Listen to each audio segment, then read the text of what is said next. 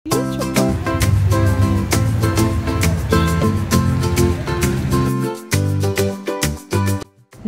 বন্ধুরা, আজ আহমেদাবাদ থেকে ছেড়ে চলে যাব, তাই সানির জন্য একটু খিচুড়ি মিক্স করে রেখে যাচ্ছি। আপনাদেরও খুব সংক্ষেপে এটা বলছি। চাল আর ডাল ধুয়ে একটু শুকিয়ে নিলাম, তারপর সেটাকে মিক্সিতে আধ ভেঙে নিয়েছি। সেই চাল আর ডালটা ঘি দিয়ে একটু ভেজে নিলাম, তারপর তুলে রেখে ওই কড়াইতে আবার ঘি দিয়ে তেজপাতা, শুকনো লঙ্কা, জিরে ফোড়ন দিয়ে তাতে আদা, জিরে, লঙ্কা, ধনে, হলুদ সব কিছু গুঁড়ো দিয়ে ওটাকে একটু নেড়ে চেড়ে কষিয়ে নিলাম। তার মধ্যে আবার ওই চাল ডালটা দিয়ে মিশিয়ে দিলাম, মিশিয়ে তাতে লাস্টে নুন দিলাম, দিয়ে ঠান্ডা করে একটা জারে রেখে দিলাম। এটা কিন্তু 1 বছর ফ্রিজে থাকে। ট্যাক্সি করে চলে এলাম, বেরিয়ে পড়লাম এয়ারপোর্টের উদ্দেশ্যে। ট্যাক্সির সিটের পিছনে ড্রাইভারের নাম্বার সব লেখা রয়েছে। জানি না আমাদের এখানে থাকে কি না, আমি খুব একটা ট্যাক্সিতে উঠি না কলকাতায়। ফ্লাইটে বসে পড়েছি। খুব প্রিয় আহমেদাবাদ শহরটাকে ছেড়ে চলে যাচ্ছি। সত্যি বলতে কি খারাপই লাগছে। এক তো অনেক দিন করে থাকি, দ্বিতীয় কথা আপনার যদি প্রিয়জনকে ছেড়ে রেখে যান তাহলে তো খারাপ লাগবেই। ক্রমশ আহমেদাবাদ ছেড়ে আজ আমরা পৌঁছে যাব ব্যাঙ্গালোরে। রাত্রের দিকের ফ্লাইট, খাবার দাবার একটু প্যাক করেই নিয়েছি। ফ্লাইটে খাওয়া দাওয়া সেরে ওপর থেকে নিচের দৃশ্য দেখছি।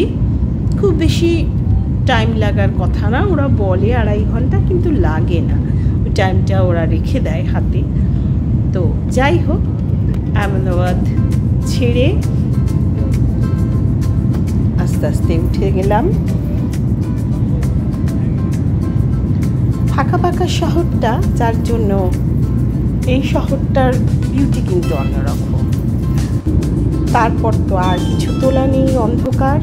অনেকটা পরে আবার ব্যাঙ্গালোরে কাছাকাছি এসে গেছি। এই শহরটি তো খুব বড়, খুব ছড়ানো, বিস্তৃত শহর। ক্রমশ ব্যাঙ্গালোরে এয়ারপোর্টে নেমে পড়ছি।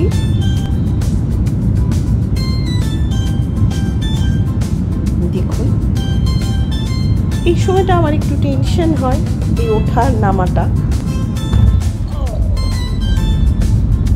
যান বাবা, ঠিকঠাক ল্যান্ডিং হয়ে গেল। এয়ারপোর্ট থেকে কিন্তু বাড়ি বেশ অনেকটা দূর, সময় লাগবে অনেকটা। রাত্রি বলে একটু হয়তো কম সময়। ট্যাক্সি নিয়ে আমরা বাড়িতে চলে এলাম, বাবানের বাড়ি। আগের দিন রাত্রে আর ছবি তুলতে পারিনি, ভীষণ ক্লান্ত ছিলাম। পরের দিন সকালে ঘরটা দেখাচ্ছি। সুন্দর ঠাকুরের আসন পেতেছে, সেখানে আমার গোপালকেও বসিয়ে দিয়েছি, খুব সুন্দর করে সাজানো। বাবান এমনিতে খুব আর্টিস্টিক, এই যে নিজে এঁকেছে, এঁকে এগুলো দেয়ালে সুন্দর করে সাজিয়েছে। ঘরদোর খুব পরিষ্কার রেখেছে, খুবই পরিষ্কার। আমরা আসতে বরং একটু এদিক ওদিক এলোমেলো করেছি। এখানটা বসে ও ওয়ার্ক ফ্রম হোম করে, এখানটায় ব্যায়াম ট্যায়ামগুলো করে, মাঝে মাঝে একটুখানি রিল্যাক্স করে। খুব সুন্দর জুতোর একটা ছোট্ট তাক, সেখানে ওর তার পাশে জিম করার 2-1টা জিনিস। তারপর যাচ্ছি, এটা হচ্ছে ওর বেডরুম, এখন আমাদের দখলে। এপাশে একটা জানলায় কি করবে সেই সব তার কাঁচে লেখা। বাপরে বাপ, এখনকার বাচ্চাদের কত কিছু। অনেকগুলো মেডেল। এখন আবার সে খুব দৌড়ায়, ম্যারাথন দৌড়ায়, সেই মেডেলগুলো। এটা ওর গানের ঘর, গানের রেকর্ডিং করে, তার সমস্ত সরঞ্জাম। বড় একটা দেওয়াল আলমারি, এটা বাড়িওয়ালার থেকেই দেওয়া আর কি, পুরো ফিক্সড দেওয়াল আলমারি। খুব সুন্দর করে চেন ইলেকট্রিক দিয়ে দরজাগুলো সাজিয়েছে। এই ঘরেও একটা দেওয়াল আলমারি, একটা আয়না, একটা সিঙ্গল কট রয়েছে। আলো বাতাস বেশ সুন্দর আসে।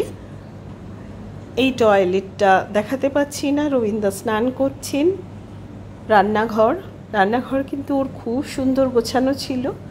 আমরাই এসে সব জিনিসপত্র বার করে, এত রান্নাবান্নাও তো হয় না, ছড়িয়ে ফেলেছি। যাই হোক, সেটাও খুব সুন্দর। একটা ব্যালকানি আছে, কিন্তু সেটা ইউটিলিটি ব্যালকানি বলা যায়। সেখানে একটা ওয়াশিং মেশিন, খুব সুন্দর গাছ করেছে। আর একটা বাথরুম যেটা খোলা, একটা বেডরুমের সঙ্গে, সেই বাথরুমটা দেখাচ্ছি। এটাও কিন্তু ছোটোর ওপর বেশ সুন্দর, দুটো বাথরুমে গিজার টিজার আছে। দুপুরে খাওয়া দাওয়া করে একটু রেস্ট নিয়ে বিকেলে আমরা হাঁটতে বেরিয়েছি পাড়াটা দেখার জন্য। এই জায়গাটা কিন্তু খুব সুন্দর, গাছগাছালিতে ভরা, রাস্তার দুধারে গাছ, খুব সুন্দর একটা নিঝুম ভাব আছে। ওই ছোট্ট গাড়িটি আমার খুব পছন্দ হয়েছে।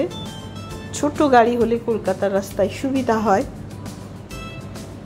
ছোট গাড়ি আমি দেখে বেড়াই, আমার চালাতে সুবিধা হবে এরকম গাড়ি খুঁজি আর কি। আলাদা আলাদা সব প্লট, সেই প্লটগুলোতে কেউ কেউ নিজের বাড়ি করেছে, আবার কেউ কেউ ফ্ল্যাট করে সেগুলো ভাড়া দিয়েছে। পাশেই একটা পার্ক, একদম 2-1 মিনিটের মধ্যেই। তবে এই পার্কগুলো কিন্তু সব জিম টিম নেই, কিন্তু হাঁটার পক্ষে, খেলাধুলোর পক্ষে ভালো। খানিকটা পাড়াটা চক্কর মেরে চলে এলাম রোডে। আমাদের বাড়ির পিছনেই যে রোডটা, এই রোডটা কিন্তু একসময় ভীষণ ফাঁকা ছিল। মানে আমি এই রোডটায় হাঁটতে ভয় পেতাম, এত ফাঁকা ছিল। এই 10 বছরে এই রাস্তাটার যে এরকম অবস্থা হয়েছে, মানে আমি অবাক হয়ে যাচ্ছি। যে কোনো বড় শহরের রাস্তাকে হার মানায়। বন্ধুরা, আমার এই ছোটো ছোটো ভিডিওগুলো যদি ভালো লাগে একটু লাইক দেবেন, শেয়ার করবেন। কিছু বলার থাকলে অবশ্যই বলবেন। আমি পরবর্তীকালে আরও সুন্দর সুন্দর ভিডিও নিয়ে আপনাদের কাছে আসবো। আর এই ব্যাঙ্গালোর থাকাকালীন আমার যে অভিজ্ঞতা, সেগুলো আপনাদের সঙ্গে শেয়ার করব। আজ বেশি কিছু না, এই রাস্তা পাড়া এগুলি একটু ঘুরে, একটু খাওয়া দাওয়া করে আজকে ফিরে যাব। এখানে NIFTর একটা বিল্ডিং রয়েছে, ভালো লাগছে রাস্তাটা এমনিতে। এই যে সাউথে এইরকম দোকানগুলো আমার খুব ভালো লাগে দেখতে। আজ আর বেশি কিছু আপনাদের দেখাচ্ছি না। দেখুন কীরকম জমজমাট হয়ে গেছে জায়গাটা। এই 10 বছরে আমি তো চিনতেই পারছি না। প্রচুর দোকান, প্রচুর খাবারের দোকান, সেলুন, জামা কাপড়ের দোকান, মানে কি নেই জায়গাটাতে। এত বড় বড় দোকান, কিন্তু রাস্তায় কয়েকটা জায়গায় ফুটপাত ভাঙা দেখলাম, সেটা ভালো লাগলো না। যাই হোক বন্ধুরা, আজ তবে আসি, টাটা।